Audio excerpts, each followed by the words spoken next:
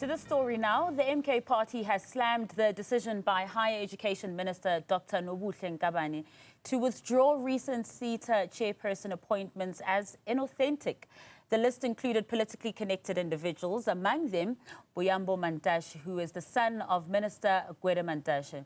Nkabane is now calling for fresh nominations to ensure transparency and accountability. The party's Mnqobi Msezane says the appointments were only withdrawn because of public scrutiny. We first, upon seeing this leaked list, we wrote to the chairperson of the portfolio committee, expressing greatly our discomfort and obviously the discomfort of the general public about this matter.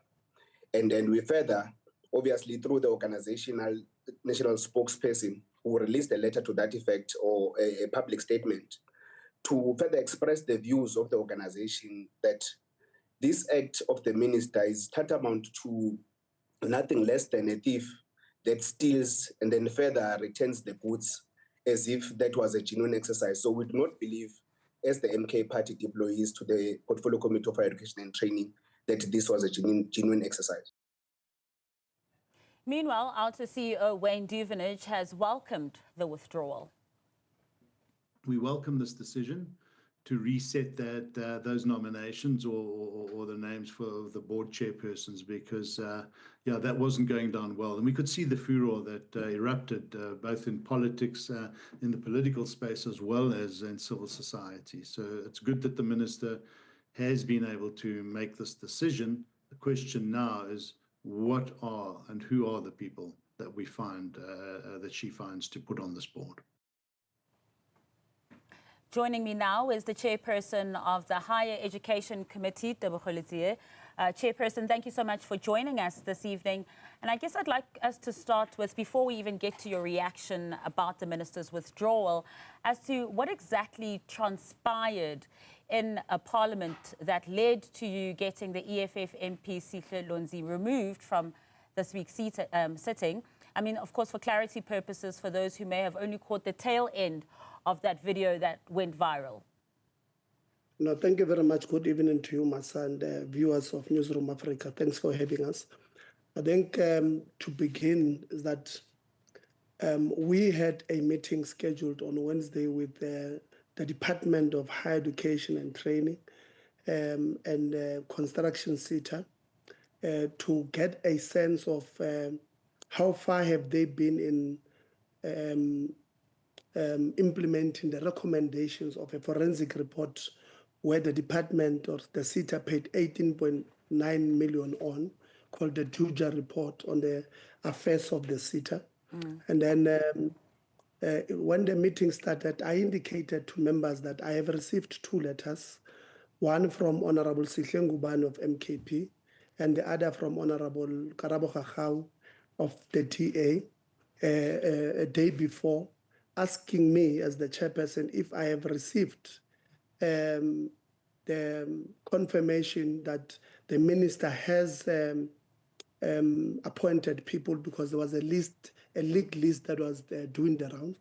I indicated to them that we have not received any, but like in any other meeting, when there's an issue of national interest, because this matter had sparked national interest, at the beginning of the meeting, I allowed members, after explaining that part, I allowed members to raise their concerns on the matter and develop an approach on how, as the committee, must address this thing, noting that the person who has legislative powers to deal with the appointment is the minister, and she was not in the meeting.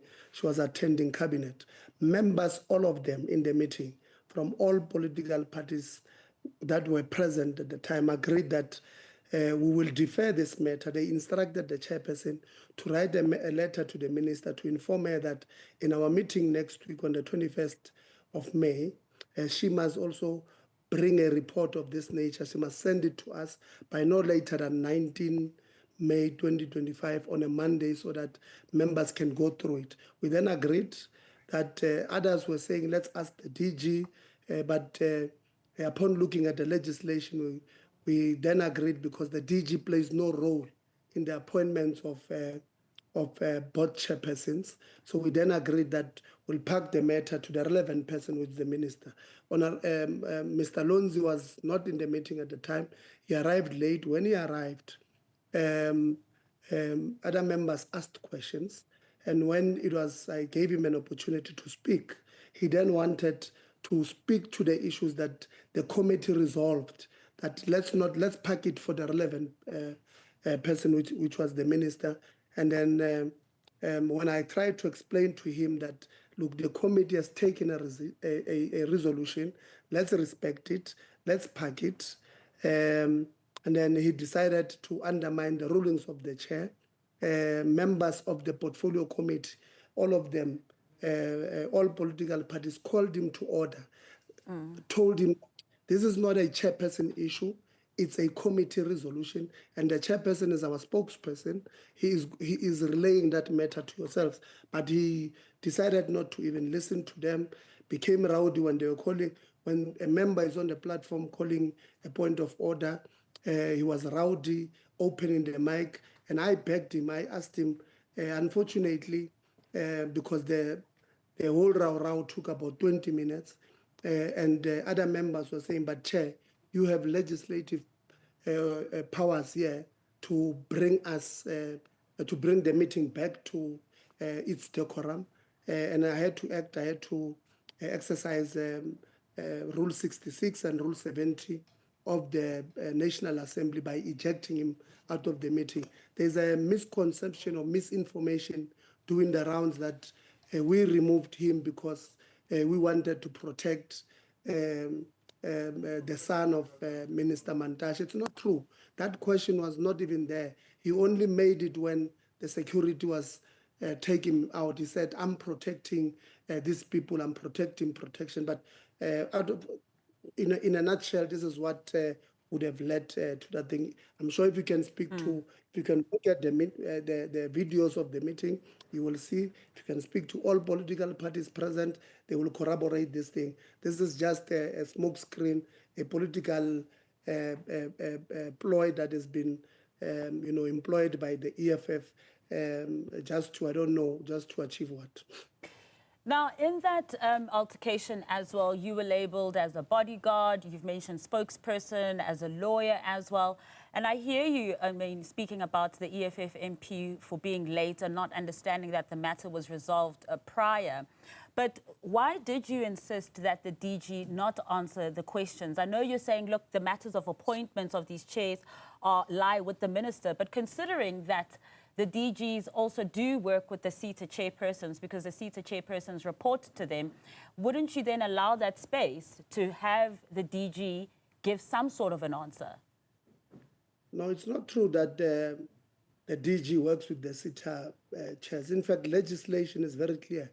Section 11 of the Skills Development Act, subsection 1, clarifies that there is nowhere, even on accountability, that the accounting authorities of the SETAs must report to the DG. It's very clear that they respond or they report to the minister. Where the DG enters, it's with the CEOs and your APPs, the budgets, and this was not the question that Mr. Lonzi was asking. So the DGs don't enter anywhere as per the legislation. He only enters in section 10, subsection 1H, where the reporting must go through the department. Other than that, the DG enters nowhere in appointments as per the legislation. Allowing the DG to answer that question would have reduced the meeting of Parliament to gossip. The first point is that we did not have the list from the legitimate person who can send it to us, who's the minister. Secondly, the DG, the minister does not report to the DG, where the DG could say, yes, I've seen the list, the minister sent it to me. The minister does not have to send any list to the DG. The DG will see it when it's gazetted by the minister, by the way. So if the minister was reporting to the DG, it would have been an understandable question. But the DG, the minister does not report to the DG. So we have a responsibility to protect members of Parliament when entities and people who come before us don't answer them, but we also have a responsibility to protect our invitees from being abused. The DG would have been subjected to now speculation to tell us, I've seen it on social media and all of that. Now you are reducing Parliament. This is a meeting of Parliament that must deal with facts to whether a person is aware or is not aware. So we were not going to allow. But the third point is that other members would have extensively discussed this matter, would have said, the DG's here, let's ask him. But upon going through the legislation, we realized that it will be a waste of time. We can't waste Parliament's time like that. Let's call the minister in the following week, the legitimate person, the relevant person who will come and respond to these particular issues. And I hear you in terms of trying to do things procedurally so, and then also giving it another week. I think you said the date of the 21st of May, having that report done at least by the 19th of May, and then holding the minister to account and getting the minister to answer those questions. Considering that, what do you make of the fact that the minister's this announcement to withdraw some of those recent appointees? Doesn't that give validity to those questions that had been raised even prior to that sitting in that letter, those letters that you received from the DA and the MK and the questions by the EFF as well? No, we don't know why. You know, I read the statement of the department or the ministry on the flawed process and all of that. Her withdrawing does not mean that she will be absolved from coming to account. We are still going to, in the meeting, going to call her to come and address what would have happened. We want to know these independent people that were appointed, who were they, how were they sourced, what is their experience. We're going to ask her to present to us a list of all those that she had appointed that now withdrew, so that we deal with something that is factual. But remember, the minister also is advised by the National Skills Authority that must advise her on the appointment of the chairpersons.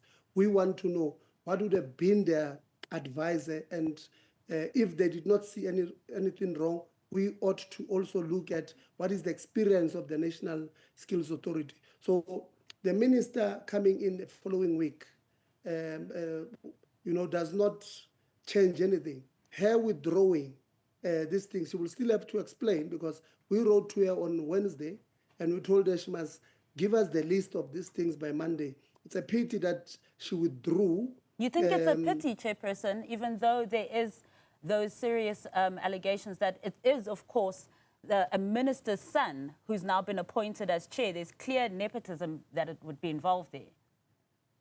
I'm saying it's a pity that she withdrew before responding to our email that we sent to him. Like I said, as I'm seated here, as the portfolio committee chairperson, I have not received the list. I cannot validate whether Tebogo was appointed or not. It is her who must finish us with that information, because I don't want to speak about something here and then tomorrow you find that maybe that leak list was 80% correct and 20% incorrect, and who would have spoken about the 20% that is incorrect. We have a responsibility to speak about facts that we would have seen. That is why we have written to her and said, Minister, write to us, give us the names of these things, give us the process. And moving forward from now on, we're also going to monitor how then the process unfolds. I saw on the letter, they're saying they're going to re-advertise and all of that. It's a process we're now going to also now ask her. We know the legislation says it's her responsibility. We don't enter anywhere, but we'll ask her to brief us continuously on what is happening, who is assessing these CVs and all of that. Yeah, and we'd like to obviously stay abreast with that. Thank you so much for joining us this evening and also just explaining the proceedings of what took place there in that portfolio committee. That was, of course, the chairperson of the portfolio committee on higher education, Tebogo Letsie.